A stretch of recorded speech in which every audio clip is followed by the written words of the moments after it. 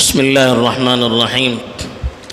الحمد لله رب العالمين والعاقبة للمتقين والصلاة والسلام على سيد الأنبياء والمرسلين خاتم النبيين محمد وعلى آله وصحبه أجمعين. أما بعد. میرے دینی اور ایمانی بھائیوں، بزرگوں اور دوستوں، قیامت کی بڑی نشانیوں کے سلسلے میں گفتگو کا سلسلہ کئی ہفتے سے چل رہا ہے. تو جو 10 بڑی نشانیاں قیامت کے قریب ظاہر ہونے والی ہیں، ان میں سے ایک اہم نشانی ہے ایک جانور کا نکلنا جو انسان سے گفتگو کرے گا. ویسے قیامت کی نشانیوں میں سے جو بہت ساری نشانیاں ہیں، اس میں آخری دور میں جانوروں کی گفتگو کرنے کا مستقل تذکرہ آیا ہے، لیکن ایک خاص جانور جو بالکل آخری دور میں نکلے گا، جس کے نکلنے کے بعد پھر جن لوگوں نے پہلے سے ایمان نہ لایا ہو ان کو ایمان کی توفیق نہیں ملے گی، ان کی توبہ قبول نہیں ہوگی، اور جنہوں نے اس سے پہلے اپنے آپ کو ایمان کے نور سے آراستہ کیا ہوگا اور شریعت کی روشنی میں جو زندگی گزار رہے ہوں گے، ان کو اس وقت اللہ کی مدد سے فائدہ حاصل ہوگا اور ان کے ایمان، ان کی بصیرت میں اضافہ ہوگا. اور یہ ایسی نشانی ہے جس کو ہم غیب کے علوم میں سے ایک علم کہہ سکتے ہیں. بہت ساری چیزیں ہیں جو پوشیدہ ہیں، جن پر ایمان لانا ہم پر ضرورت ہے. ایمان کی جو بنیاد ہے اس میں یہ ہے کہ والذین یؤمنون بالغیب، کہ وہ لوگ جو غیب پر، پوشیدہ چیزوں پر، اندیکھی چیزوں پر، جو چیزیں ہمارے سامنے نہیں ہیں یا جو ظاہر نہیں ہوئی ہیں یا جو ہمیں اس دنیا میں نظر نہیں آ سکتی ہیں، ان چیزوں پر ایمان لانا یہ بھی ایمان کی ایک بنیاد ہے جس کے بغیر ایمان مکمل نہیں ہوتا ہے. تو یہ جو آخری دور کی بڑی نشانیاں بیان کی گئی ہیں، ان کے بارے میں بھی علماء نے لکھا ہے کہ یہ بھی غیب میں سے جو غیوب، جو پوشیدہ چیزیں جن پر ایمان لانا ضروری ہے، انہی میں یہ چیزیں بھی داخل ہیں. تو ان چیزوں پر ایمان لانا بھی ایمان کے تقاضوں میں شامل ہے. اور خاص طور پر جانور کا جو تذکرہ آیا ہے وہ قرآن مجید میں بھی آیا ہے اور صحیح احادیث میں بھی آیا ہے. چنانچہ سورۃ النمل کے آخر میں اللہ تعالیٰ نے ارشاد فرمایا ہے کہ وَإِذَا وَقَعَ الْقَوْلُ عَلَيْهِمْ، جب اللہ تعالیٰ کا فیصلہ ہوگا، اللہ کی ناراضگی کے اثرات جب ظاہر ہوں گے، تو اخرجنا لهم دابة من الارض، ہم ان کے لیے زمین سے ایک جانور ظاہر کریں گے، تکلمهم، جو ان سے باتیں کرے گا، ان الناس كانوا بآياتنا لا يوقنون، کہ لوگ ہماری نشانیوں پر یقین نہیں رکھتے ہیں. تو یہ صاف قرآن مجید میں اللہ تعالیٰ نے بیان کیا ہے، اور یہ چیزیں کوئی اللہ کے لیے بعید نہیں ہے، اس لیے کہ پیچھے بھی بتایا گیا تھا قیامت جیسے جیسے قریب ہو جائیں گی ویسے ویسے دنیا کے نظام میں تبدیلیاں آتی چلی جائے گی. مقصد یہ ہوگا کہ لوگ سنبھلیں، لوگ کم از کم ایسی نشانیوں کو دیکھ کر اللہ کی طرف رجوع کریں، اور لوگوں میں یہ احساس بھی پیدا ہو جائے کہ اب دنیا کے خاتمے کا وقت ہو گیا ہے، اس لیے کہ اب چیزیں بدلنی شروع ہو گئی ہیں. دنیا کا سسٹم، دنیا کا نظام، اس کے اندر تبدیلی آنی شروع ہو گئی ہے. اس لیے کہ قیامت کا مطلب یہ ہے کہ پورا نظام، پورا سسٹم ختم ہو جائے گا، جو دنیا میں ہمیں نظر آئے گا وہ سب بدل جائے گا. تو یہ نشانیاں جو تبدیلی کی طرف اشارہ کرتی ہے، یہ ہو کر رہے گی. اور دوسری چیز اللہ کی قدرت ہے. اللہ کے لیے کون سی بات بڑی ہے؟ جب اللہ تعالیٰ ہر چیز کو پیدا کر سکتے ہیں تو ایک جانور کو پیدا کرنا جو گفتگو کرے کون سی بڑی بات ہے؟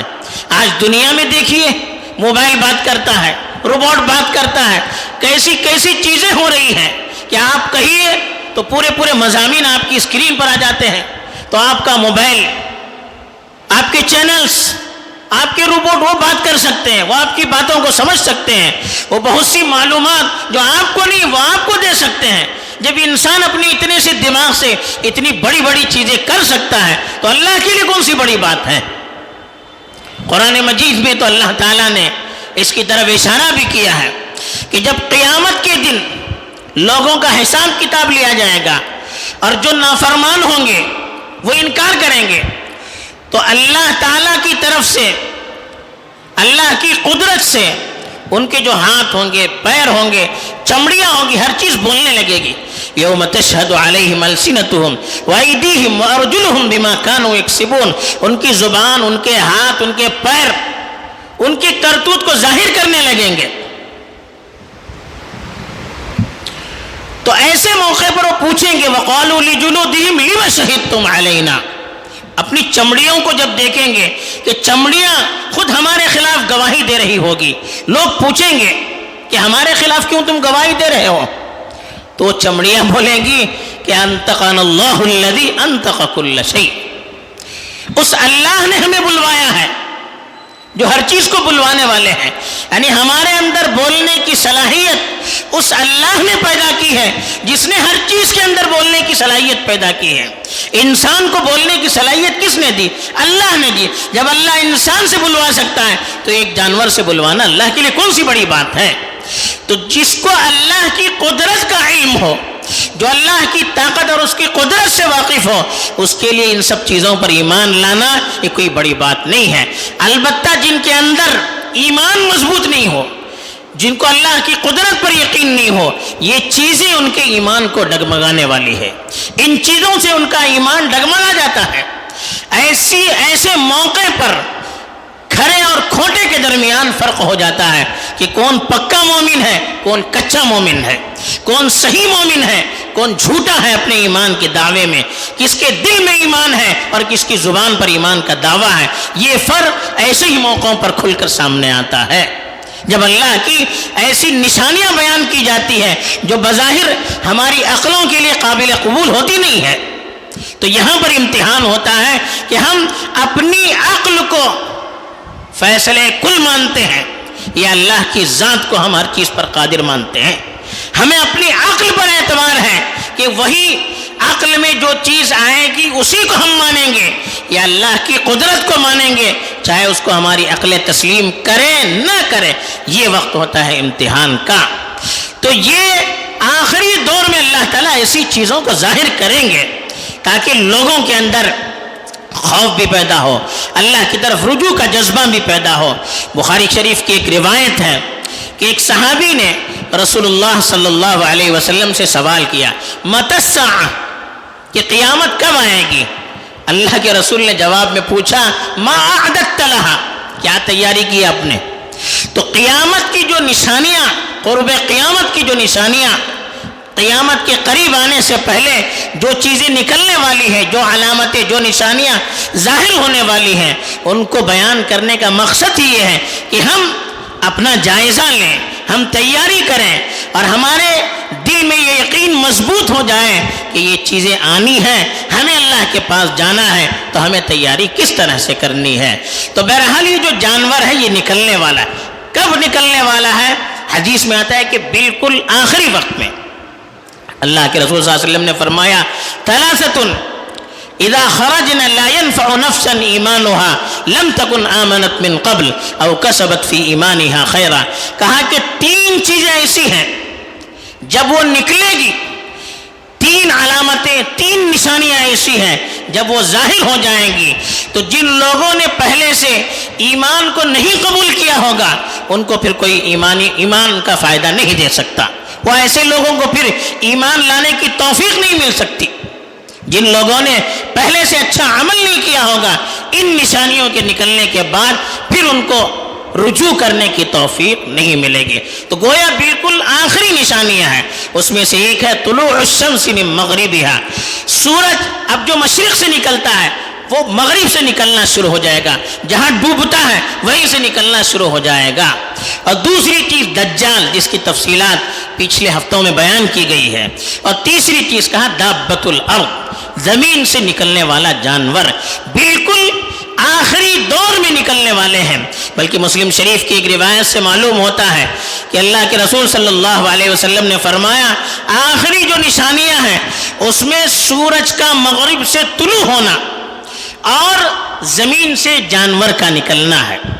ان میں سے جو پہلے آئے گا اس کے بعد دوسری نشانی آ جائے، فوراً آ جائے گی۔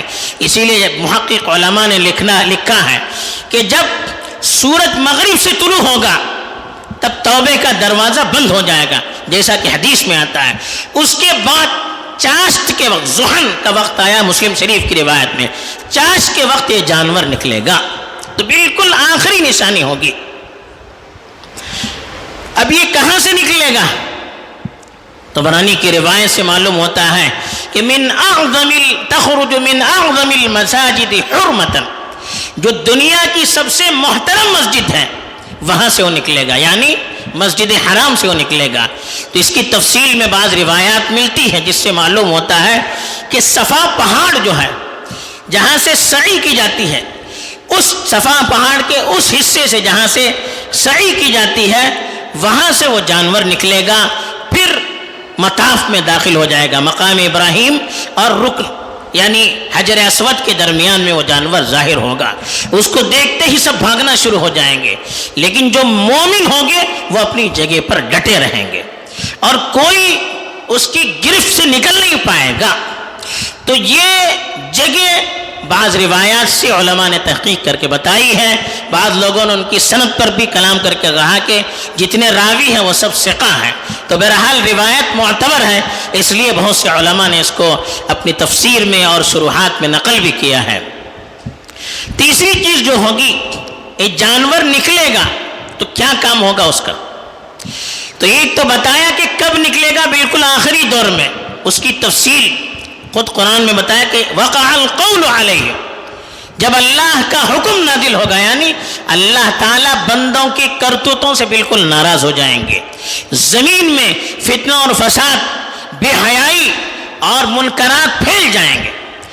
حضرت ابن عمر کی ایک روایت ابن ابی شیبہ کے حوالے سے نقل کی گئی ہے جس میں انہوں نے فرمایا یہ اس وقت ہوگا جب لا یأمرون بالمعروف ولا ینہون عن المنکر، برائیاں اتنی عام ہو جائے گی، لوگوں کا ایمان اتنا کمزور ہو جائے گا، علم سے لوگ اتنے دور ہو جائیں گے کہ بھلائی کا حکم دینے والے اور برائی سے روکنے والے پھر نہیں رہیں گے۔